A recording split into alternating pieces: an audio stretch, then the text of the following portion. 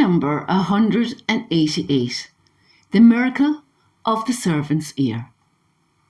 Hello, happy believers. This was Jesus' last miracle, and it is recorded in the 4 Gospels. I will read Matthew's account in chapter 26, verses 47 to 56. And even as Jesus said this, Judas, one of the 12 disciples, arrived with a crowd of men, armed with swords and clubs. They had been sent by the leading priests and elders of the people. The traitor, Judas, had given them a prearranged signal. You will know which one to arrest when I greet him with a kiss. So Judas came straight to Jesus.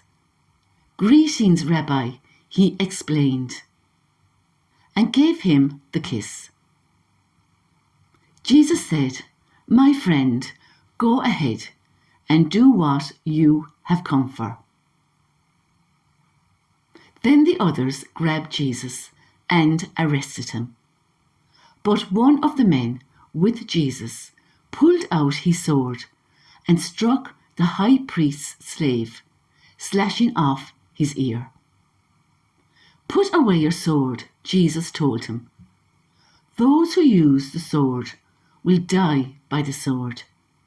Don't you realize that I could ask my Father for thousands of angels to protect us, and he would send them instantly?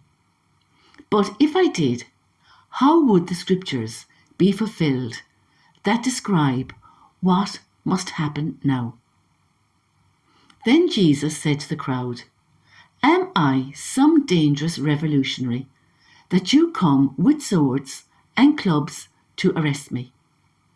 Why didn't you arrest me in the temple? I was there teaching every day. But this is all happening to fulfill the words of the prophets, as recorded in the scriptures. At that point, all the disciples deserted him and fled. Reflection.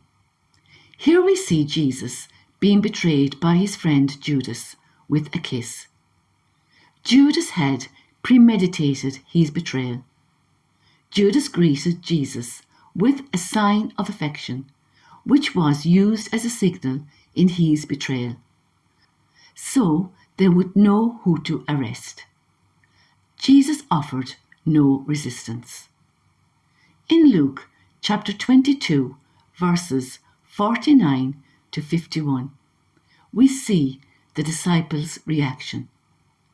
When the other disciples saw what was about to happen, they said, Lord, should we fight? We brought the swords, and one of them struck at the high priest's slave, slashing off his right ear. The disciples were unsure of what to do next and asked Jesus, Lord, should we fight? Simon Peter did not wait for an answer. He drew his sword.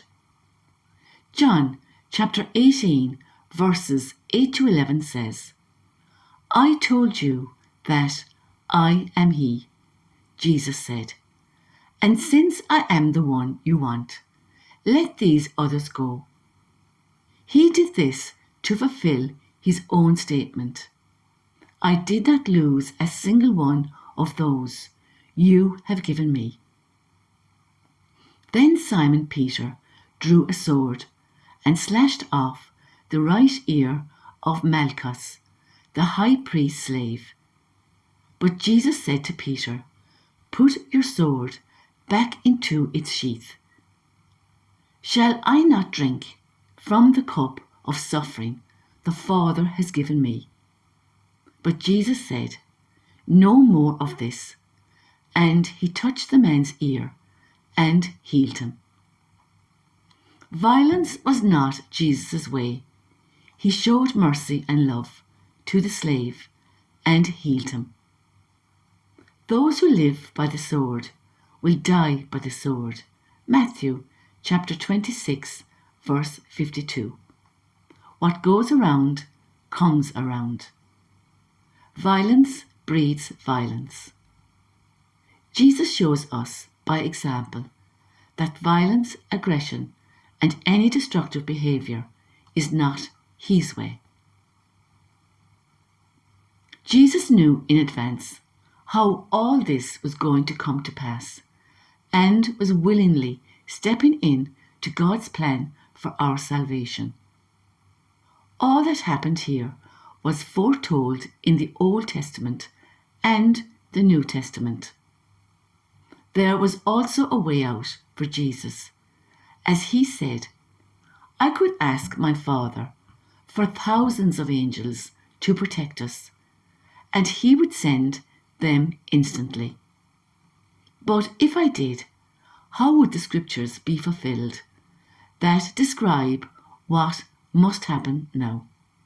Jesus said, but this is all happening to fulfill the words of the prophets as recorded in the scriptures. A lot of the New Testament fulfills the words of the prophets recorded in the Old Testament. This is very important as it shows from the very beginning of creation that nothing was accidental, including the life of Jesus. It was all foretold and deliberate. It is all part of God's plan, showing us that God keeps his promises to us. God has accomplished everything he said he would. We now know we can trust God to accomplish everything, even our future. Everything was predicted centuries ago. How amazing is that? In Luke chapter 22, verses 54 to 62, where Peter denies Jesus, it shows how Jesus intimately knows us, as he was able to tell Peter about his denial before it happened.